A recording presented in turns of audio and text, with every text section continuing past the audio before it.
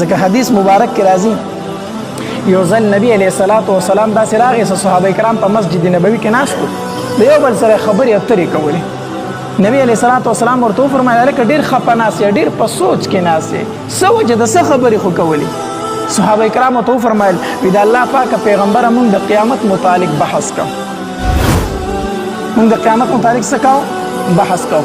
نبی علیه الصلاۃ والسلام ورته وفرمایل ای زما صحابه کرامو قیامت په تر هغې پورې را نشي تر څو چې دا 10 علامات نه وي ښکاره شي، تر څو چې دا 10 خبرې نه وي ښکاره شوي که نه نو تر هغې پورې قیامت نه راځي.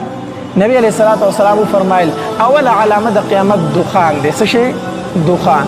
دا یو لوګی دی، لوګی دا به د یو طرف نه روزي او په ټوله دنیا باندې به خور شي. د مشرق نه واله تر مغربه پورې به دا دنیا د یو لوګي ډکه شي، لوګی به وي، لوګی به وي. د دې لوګي اثر به په مسلمانانو باندې دا وي چې دوی به نزله او زکام ووي. څومره مسلمانان چې دوی به څه ووي؟ نزله او زکام به پرې راشي صرف. او نور کافر چې څومره دي د دوی بدنونه به د دې نه وپړسېږي، منافقین کافرین چې دي د دوی د بدنونه به څه شي؟ وپړسېږي د دې نه. دا به 40 ورځې دا لوګی وي، 40 ورځې بعد به بیا دا لوګی څه شي؟ ختم شي. یو دا علامت دی د قیامت.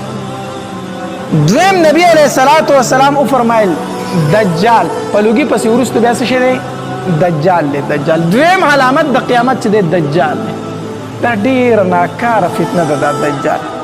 په مخ د ځمکه چې څومره پیغمبران تیر شوي دي که نه هر یو پیغمبر خپل امت د دجال د فتنې نه خبر کړی دی او هر پیغمبر د خپل امت دپاره د دجال د فتنې نه پناه غوښتې ده.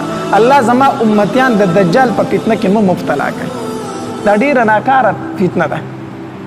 الله څومره ناکاره فتنه ده چې څوک نه مني که نه نو مال به ختمیږي، بچی به مړه کېږي، ښځه به مړه کېږي، مور او پلار به مړه کېږي، تمام خاندان به هم ختم شي، تمام مال به هم ختم شي، هر څه به ختمیږي.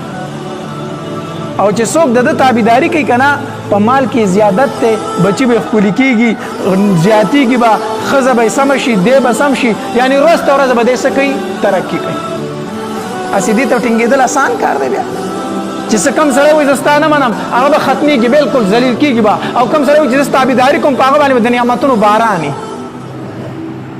الله دې زموږ په حال رحم وکړي. دلته کې معمولي غونته یو لیډر وایي زه له دا کوم او هلکه وایي دا پلانکې پارټۍ والا دا خو مړه دوی سره څه شی نشته، ټول هغې بلې ته ځي که نه ځي. نو چې دا دجال چې دجال هر څه په اختیار کې اخیستي. د دې وجې نبي علیه الصلاۃ والسلام به د دې نه خصوصي پناه غوښتله.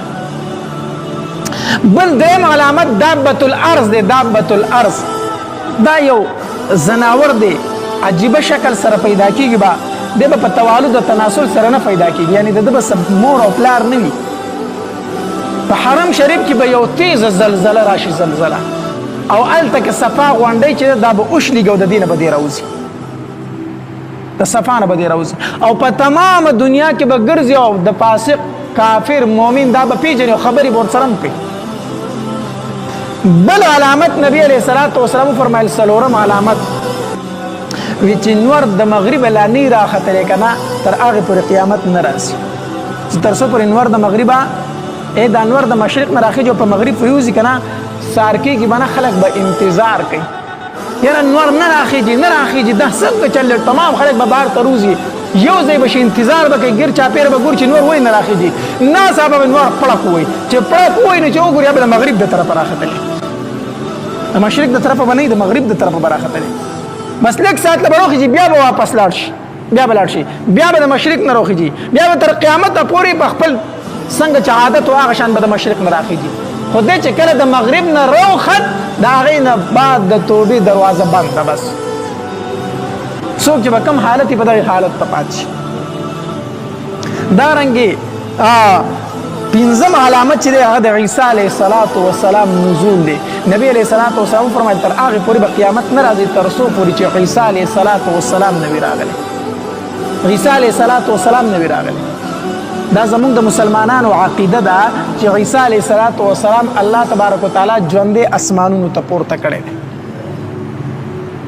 او قرب قیامت په واپس راځي دنیا ته بطور امتی د نبی علیه السلام، او بیا به د نبی علیه السلام د روضې سره خواته په مسجد نبوي کې دفن کیږي. هلته به دفن کېږي. نو د عیسی علیه السلام نزول دی. او شپږم علامت نبی علیه السلام فرمایل تر هغې پورې قیامت نه راځي تر څو پورې یاجوج او ماجوج نه دي راغلي. یاجوج او ماجوج دا د دې قرآن ذکر په قرآن کې شته دی. ذوالقرنین یو لوی نیک ولی بادشاه تیر شوی، ذوالقرنین دوی ته دیوال کړی دی. اوس کوم ځای کې دی مونږ ته علم نشته دی، خو قرب قیامت پر اخلاصېږي په دې دنیا باندې او دا دنیا باندې نه ډېره زیاته په تکلیف پاتې، ډېره زیاته په تکلیف وي. د دوی مقابله به نه کېږي، بیا به الله تبارک وتعالی په خپل قهر سره هلاک کړي، تباه به کړي، مړه به شي. بیا به دنیا کې دومره زیاتې دنیا کې به یو بدبویي خوره شي، ټول خلک به د هغې بدبویۍ نه به څه شي، په تکلیف کې شي. الله به تیز بارانونه راوړي، داسې سیلابونه راشي، دوی به دریابونو ته ورتاو کړي، ځمکه به ترېنه پاکه. او نبی علیه السلام فرمایل ویم اتم او نهم علامت چې دی نو هغه زلزلې دي. څه شی؟ زلزلې.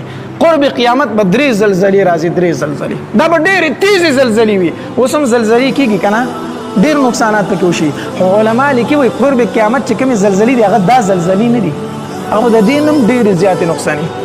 وایي نیم په نیمه دنیا به د خاورو د لاندې شي، دومره تیزې زلزلې چې دا انسانان به د نیمې نه زیات د خاورو د لاندې شي، ځمکه کې به ژوندي ورخښ شي. یوه زلزله به په مشرق کې وي، یوه زلزله به په مغرب کې وي، یوه په جزیرة العرب کې وي. دا 3 زلزلې به راځي، 3 زلزلې. الله، دا زلزله چې وشي دا هم د قیامت د علاماتو یو علامت دی. ښه دا ځمکه څنګه ورانېږي، تاسو کتلې سیکنډو په حساب سره سړی په ځمکه ودرېدی شي، نه ځمکې تر اخلاصېږي راتاوېږي. الله دې پناه راکړي.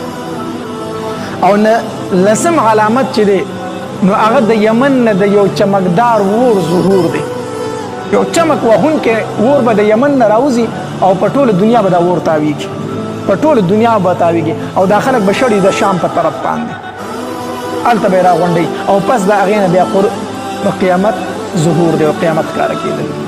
نو نبی علیه السلام وفرمایل وی قیامت به در هغې پورې نه راځي تر څو چې د الله علامات دې ته علامات کبرا